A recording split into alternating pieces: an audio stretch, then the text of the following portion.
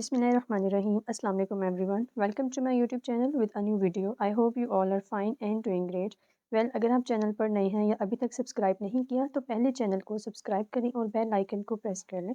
अगर आप साइकोलॉजी के स्टूडेंट हैं या फिर नफ्सियात के बारे में कुछ दिलचस्पी रखते हैं तो ये वीडियो आपके लिए बहुत ज़्यादा अहम है, क्योंकि इस वीडियो में हम वहम और वसवसे की बीमारी पर बातचीत करेंगे कि DSM-5 यानी diagnostic and statistical manual of mental disorders के मुताबिक ऑब्सेसिव कंपल्सिव डिसऑर्डर क्या है, इसके कितने चैप्टर्स इंक्लूडेड हैं, ये बीमारी किस तरह की होती है, इसके डायग्नोस्टिक कोड्स क्या हैं और इसका ट्रीटमेंट किस तरह से मुमकिन है।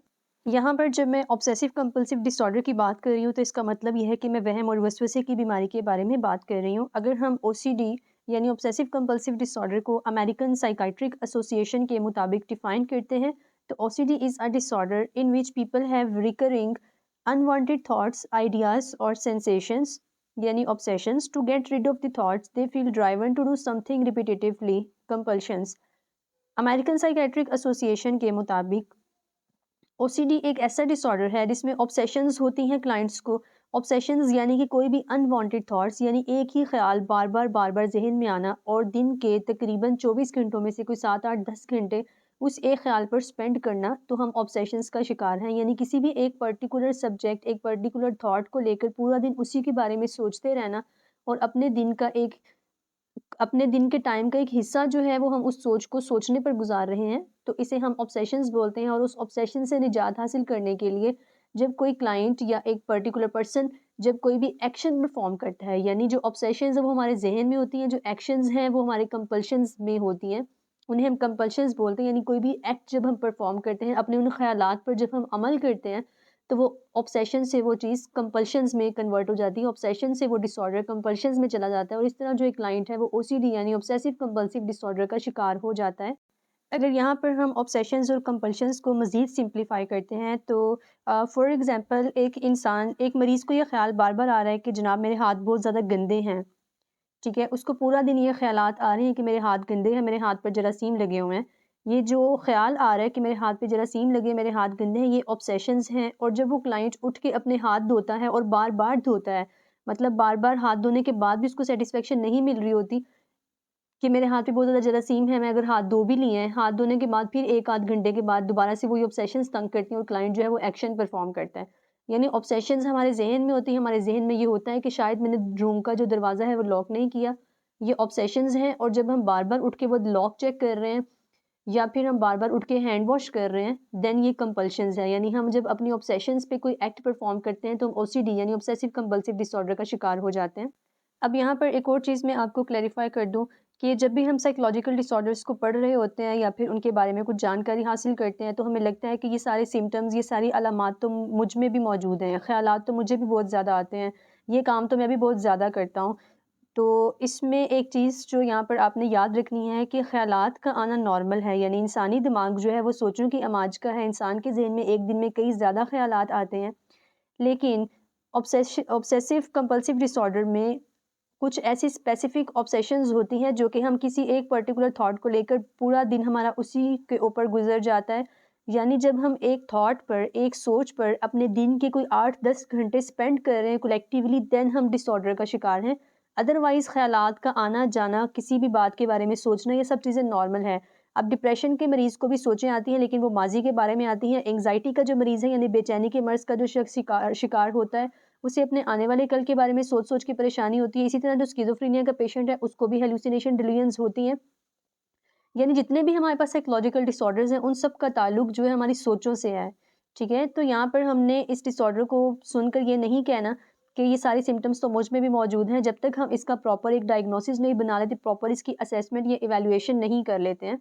ये बात आपको इस स्लाइड में भी क्लियर हो जाएगी। OCD बाय APA में अगर हम इसको डिफाइन करते हैं, द रिपीटेटिव बिहेवियर्स यानी कोई भी ऐसा बिहेवियर जो हम बार-बार कर रहे हैं, सच एज़ हैंड वॉशिंग, हाथ धोना, क्लीनिंग, चेकिंग ऑन थिंग्स, बार-बार सफाई करना, चीज़ें चेक करना, and mental acts like counting और other activities like mental acts जिसमें हम तस्बीह करना, काउंटिंग करना, can significantly interfere with a person's daily activities and social interactions. यानी ये तमाम वो रिपीटेटिव बिहेवियर्स हैं जो इंसान की रोज़मर्रा ज़िंदगी पर बहुत ज़्यादा असर मुरतब करते हैं, बहुत ज़्यादा नेगेटिव असरात मुरतब करते हैं। इंसान की जो पर्सनल और डेली लाइफ होती है जो डेली एक्टिविटीज़ होती हैं, जो सोशल इंटरेक्शंस होते हैं, वो अपने उन सोचों की वजह से, उन बिहेवियर्स की वजह से वो सब डिस्टर्ब हो रहे होते हैं, देन हम इसको ओसीडी मर्ज़ का शिकार बोलते हैं। डायग्नोसिस ऑफ ओसीडी यानी ओसीडी मर्ज़ की जो तशख़ीस है requires the presence of obsessional thoughts and और compulsions that are time consuming more than 1 hour a day, cause significant distress and impair work or social functioning। यानी ओसीडी मर्ज़ की तशख़ीस के लिए ज़रूरी है कि जो ऑब्सेशनल थॉट्स हैं या फिर जो कंपल्शंस हैं वो मोर देन 1 आवर प्रेजेंट रहें, मतलब वो टाइम कंज्यूमिंग हो। इंसान का जो दिन का एक हिस्सा है, दिन का एक कम से कम एक घंटा और दिन का ज़्यादा से ज़्यादा 8-10 घंटे, ठीक है? मतलब जितना ज़्यादा सेवेरिटी लेवल होता जाता है उतनी सिम्पटम्स या फिर जो मर्ज़ है उसकी शिद्दत बढ़ती जाती है।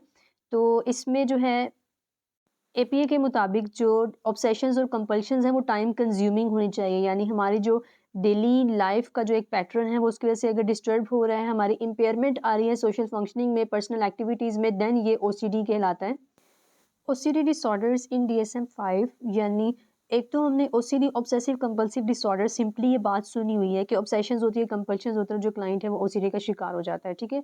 लेकिन डीएसएम-5 में जो एक चैप्टर है प्रॉपर ओसीडी डिसऑर्डर्स के बारे में, उसमें 6 डिसऑर्डर्स इंक्लूडेड हैं, जिसमें सबसे पहले हमारे पास है ओसीडी यानी ऑब्सेसिव कंपल्सिव डिसऑर्डर।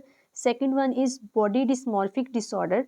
इसमें अगर आप नाम से देखते हैं तो ये डिसऑर्डर नाम से ही ज़ाहिर है कि एक ऐसा मर्ज़ जिसमें इंसान अपनी बॉडी फ़िज़ीक के बारे में बहुत ज़्यादा कॉन्शियस होता है।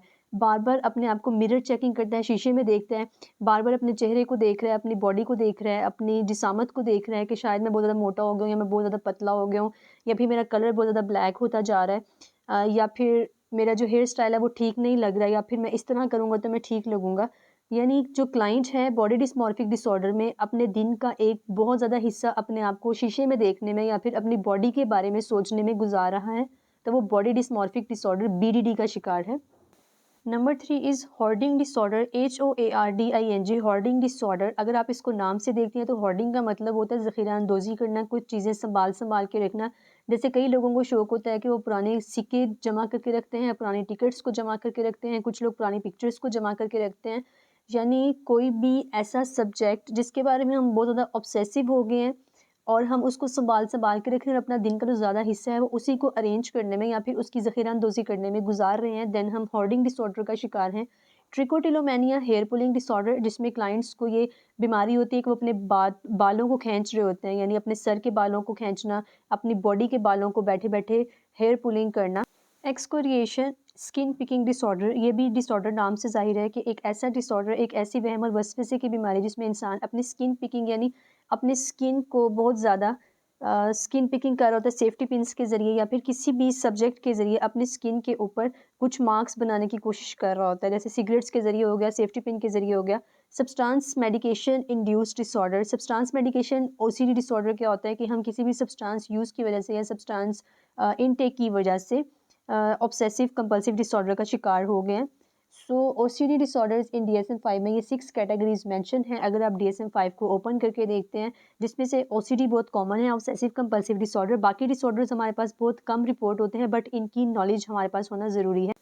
जनाब, किसी भी मर्ज़ की तशख़ीस के लिए टेस्ट का होना लाज़मी होता है, तो जितने भी हमारे पास साइकोलॉजिकल डिसऑर्डर हैं उनके लिए साइकोलॉजिकल डायग्नोस्टिक टूल्स मौजूद हैं। ओसीडी डिसऑर्डर को डायग्नोस करने के लिए हमारे पास वाइबॉस येल्स ब्राउन ऑब्सेसिव कंपल्सिव स्केल मौजूद है, जिसके ऊपर 10 आइटम्स होती हैं, 5 ऑब्सेशंस की हैं, 5 कंपल्शंस की हैं। ये स्केल आपको ईज़िली नेट पर अवेलेबल है। सो इस स्केल का नाम आपको याद होना लाज़मी है ताकि आप मर्ज़ की तशख़ीस को बेहतर तरीके से कर सकें और क्लाइंट की असेसमेंट और इवैल्यूएशन को भी देख सकें। साइकोलॉजिकल टेस्टिंग के बाद अगर हम प्रोफेशनली डायग्नोसिस राइटिंग करते हैं, डायग्नोसिस मेकिंग करते हैं, तो इसमें ओसीडी का जो डायग्नोस्टिक कोड डीएसएम-5 के मुताबिक मेंशन है, दैट इज़ F42। ये आपने याद रखना है। इससे पहले जो हमने डिप्रेसिव डिसऑर्डर्स का लेक्चर लिया था उसमें मैंने आपको माइल्ड, मॉडरेट, सीवियर डिप्रेशन के सारे डायग्नोस्टिक कोड्स अपनी स्लाइड में मेंशन किए थे। तो therefore I am adding here that कि जो ओसीडी डिसऑर्डर है उसका डायग्नोस्टिक कोड F42 है, इसे आपने याद रखना है।